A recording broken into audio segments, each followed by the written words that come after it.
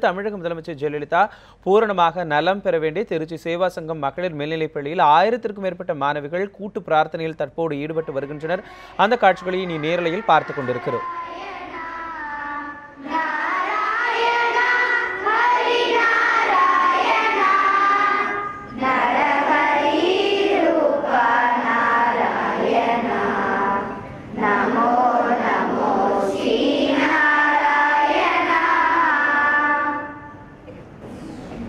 दया करो भगवान शंकर दया करो भगवान दया करो भगवान शंकर दया करो भगवान इन्हें सदारी त्रिशूलधारी दया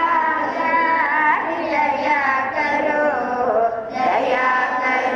भगवान शंकर दया करो भगवान चंद्रशेखर गंगाधर सांब सदा शिव दया करो भगवान शंकर दया करो भगवान